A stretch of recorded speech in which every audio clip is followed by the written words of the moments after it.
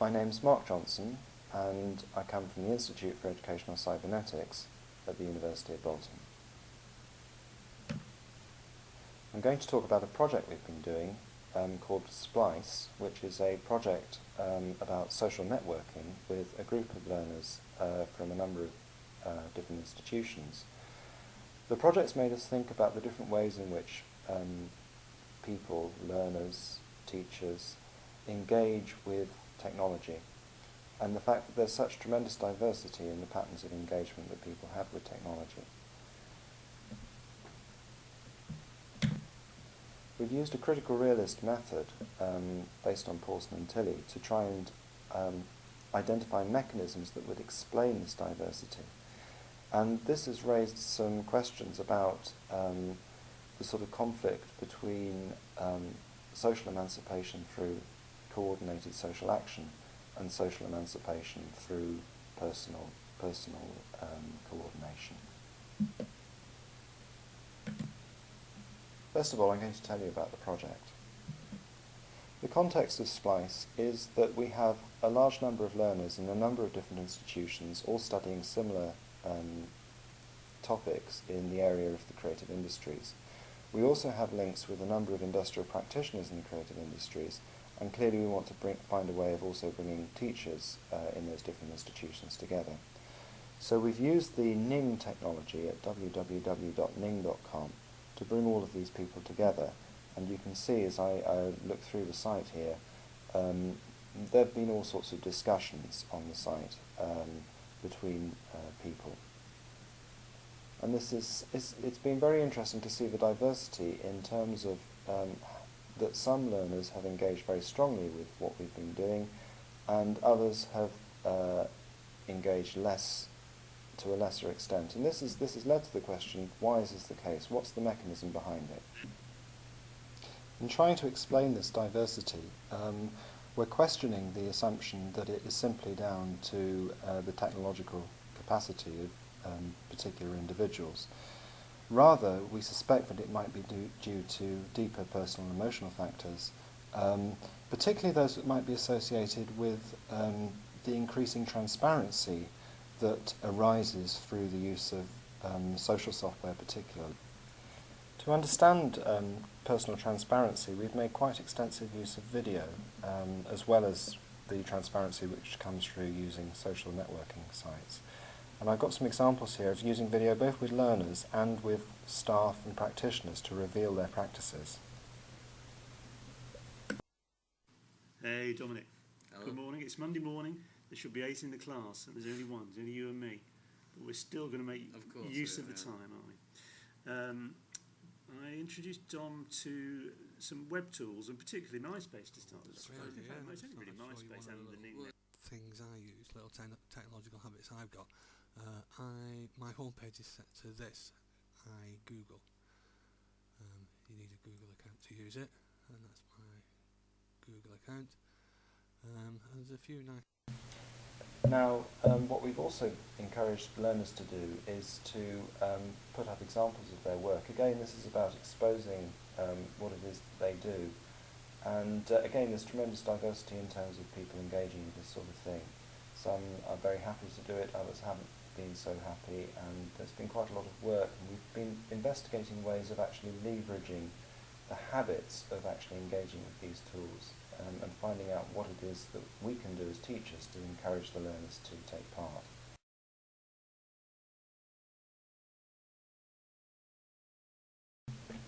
So in terms of what we've seen, if we look at the distribution of engagement, we see that a very small percentage of learners engage in what we might call public sharing, blogging, things that are actually going onto the public domain. Many more, or a few more, will engage in safe sharing. They'll share stuff with the people that they know, the people in the class. But the vast majority are actually, lurking sounds like a bit of a pejorative term, but it's basically, they will look, they will browse, they will see stuff that's on there, but they won't actively engage. Now, by intervening in various ways, which I'll explain in a moment, we've increased slightly the number of people who are engaging in public sharing. But we've had a lot of success in changing the sort of habits of all of those lurkers and turning them into people who are will more engage in a safe environment, a sort of walled garden environment. So that's been a big success, and so obviously we've reduced those who are sort of passively engaging with the technology quite significantly. Now, how we've done that, we've used a number of different approaches. In terms of looking at these figures, we've been interested in habit, so we're interested in the things which actually are maintained beyond any initial thing that the learners do. So we've had three types of intervention to change habit. First, we've got a rational argument, the argument that the world is changing and that people need to change their ways of using technology. We've been having lots of events to make that case, and it hasn't had that much effect. More interestingly, we've been doing some creativity with using technology, which brings the technology a bit closer to people's direct sort of physical practice. That's had much more success in actually changing habit. But in terms of real impact, actually changing patterns of assessment so that people are sort of confronted with the technology in a very immediate way. So that has had a very significant effect on habit. Okay, so the challenge really for us now is to think about what might be going on. We've been looking at various models of the way that learners have to coordinate the activities of their lives. And one of the things that we've been doing, we've been developing this software for another project, but it shows a sort of juggling act going on, that learners are having to juggle their families, and they're having to juggle their time, and they're having to juggle their money, and their domestic issues with their learning and their love life and all sorts of things. And the complexities that are actually placed on learners are really quite significant. And in fact, you know, the idea of just having sort of two streams coming at you where you sort of have to oscillate between the two streams is not really very realistic. In fact, the situation is far more complicated and quite overwhelming in many cases for learners. And of course, this introduces sort of big coordination problems. And one of the things that technology can do to some extent is actually empower the learner to sort of deal with this complexity. And so this is the sort of rational argument that we've been using, but we are very much taking this organizational model of learners needing to organize themselves so that they can deal with the complexities that are coming at them. More formally, we've used a cybernetic model in the form of Stafford Beer's viable system model. And I'll explain this in more detail in a minute. It looks quite a formidable thing, but I thought it would be nice to let Stafford actually introduce it himself, this is a video from the 1970s. I'm afraid it's very grainy and very poor quality, but it's worth hearing him.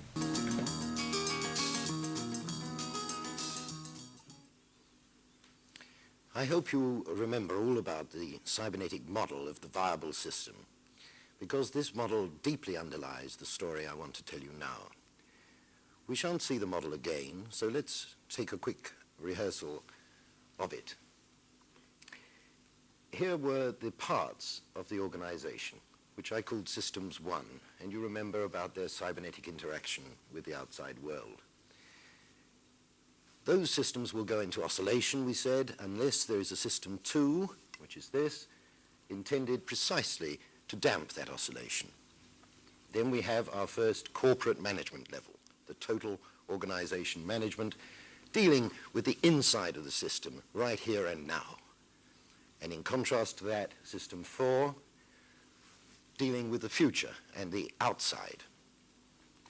And then the task of top management, right up there, System 5, perceived as mainly being about monitoring the homeostat that connects 3 and 4. That's how it was.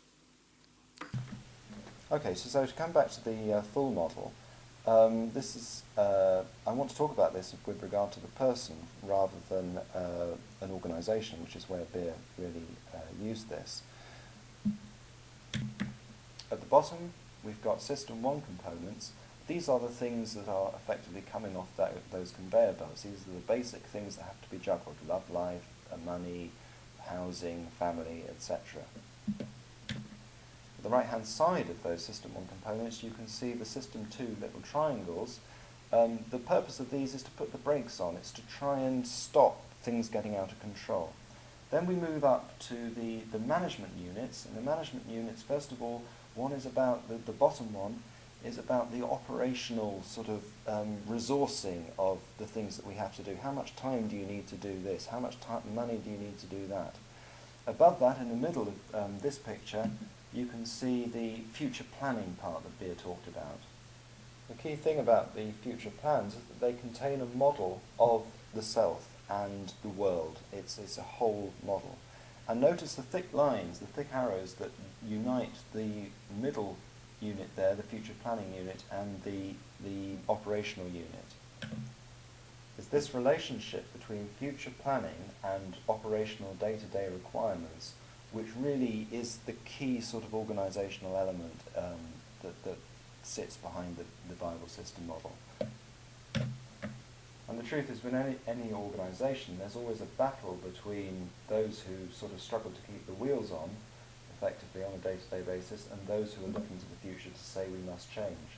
In people, this can manifest as a sort of a knot in the stomachs. People don't want to change, and this is what we're interested in terms of the behaviour of people on Splice. Now, when we look at the interventions that we've made, actually we can tie these to the different levels of the model. Rational arguments, to some extent, relate to a sort of future-based sort of system 4. Creativity is very much about the habits people have. It's very much a system 2 anti-oscillatory thing. And changes to assessment is very much about resources and system 3. So we can actually, you can see these sort of different interventions situated against the model. So really now I want to think about what it all means and what it means about social diversity and the person.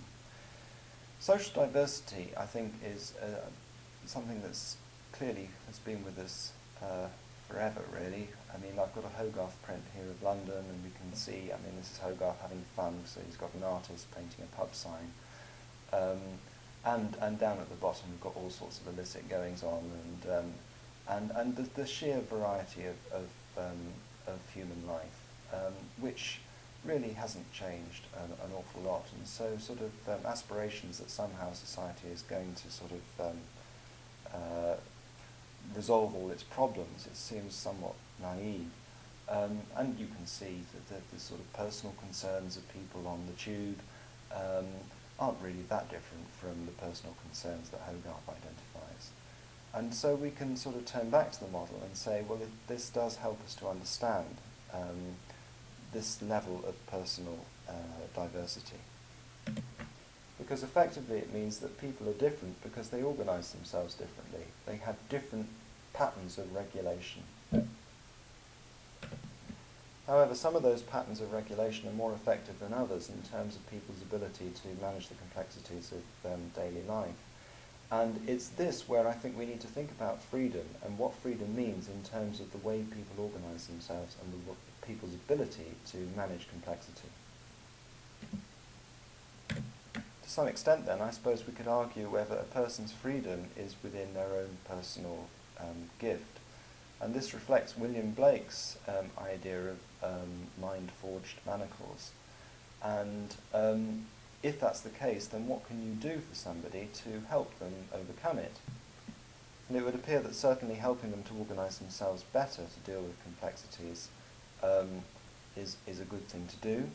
And the challenge really is to understand how they organise themselves and to find out the leverage points where you can actually change their organisational habits. It's here that identifying a mechanism for personal organisation can be a useful thing, particularly if it can be shown to have explanatory and predictive power.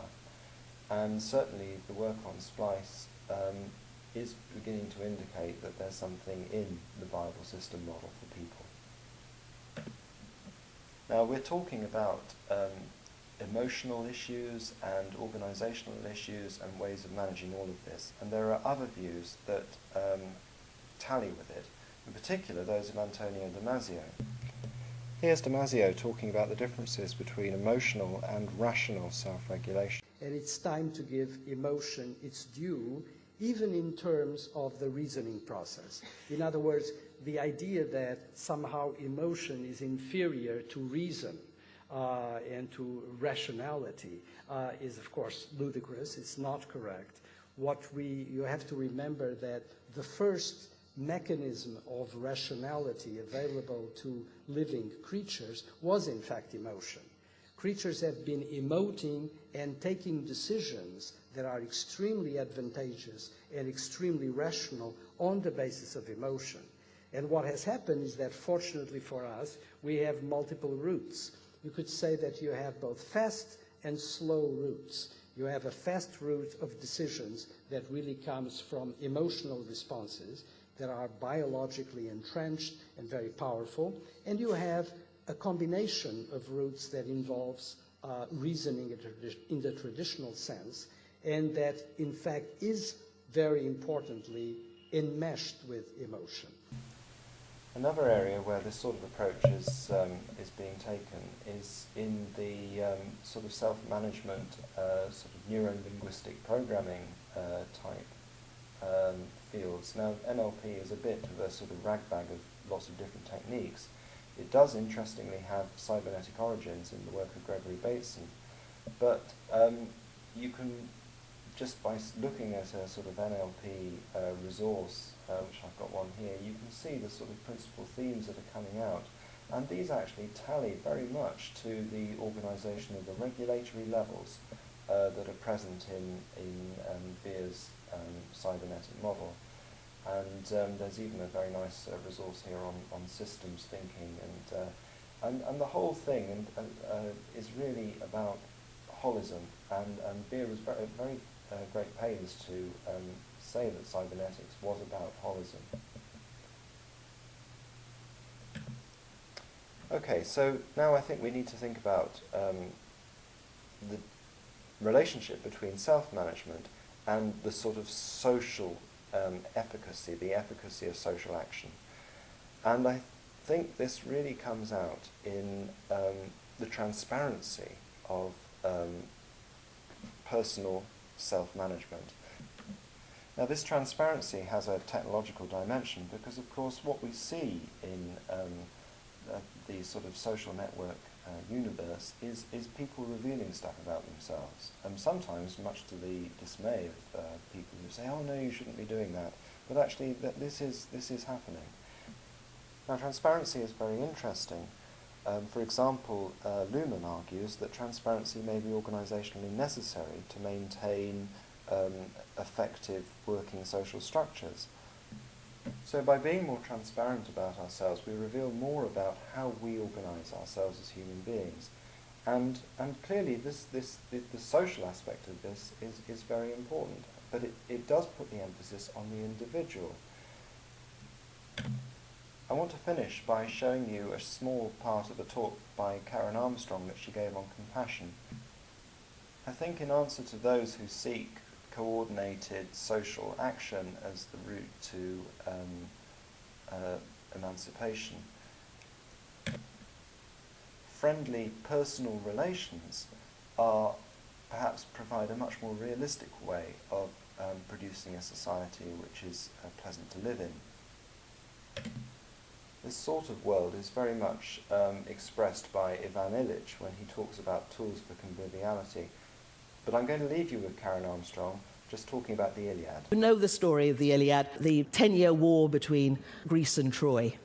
In one incident, Achilles, the famous warrior of Greece, takes his troops out of the war, and the whole war effort suffers. And in the course of the ensuing muddle, his beloved friend Patroclus is killed, and killed in single combat by one of the Trojan princes, Hector. And Achilles goes mad with grief and rage and revenge, and he mutilates the body. He kills Hector, he mutilates his body, and then he refuses to give the body back for burial to the family, which means that in Greek ethos, Hector's soul will wander eternally, lost. And then one night, Priam, king of Troy, an old man, comes into the Greek camp incognito, makes his way to Achilles' tent to ask for the body of his son. And everybody is shocked when the old man takes off his head covering and shows himself. And Achilles looks at him and thinks of his father, and he starts to weep. And Priam looks at the man who has murdered so many of his sons, and he too starts to weep. And the sound of their weeping filled the house. The Greeks believed that weeping together created a bond between people. And then Achilles takes the body of Hector, he hands it very tenderly to the father, and the two men look at each other and see each other as divine. There are a number of things to conclude from this. First of all, we've shown that an understanding of social diversity may be reached through focusing on personal coordination, and that this focus on personal coordination doesn't exclude an understanding of social emancipation. I think this is important because the conventional discourse around social emancipation focuses on centralized control of society in some way, that the organization of society is somehow bad and that it needs to be changed in some way to make society better. In our work on Splice, we've put the focus on two things. First of all, on the individual as a self-organizing system, and secondly, on the key role played by technology in enabling that personal system to operate more effectively. Thus, in contrast to the view that argues for a political restructuring of society, we present a vision which is of a society of individuals who are increasingly empowered by their personal technology, and through that technology become more transparent. They reveal their humanity to their fellow citizens. This personalization, it strikes me, is both more achievable and also reflects what seems to be already happening.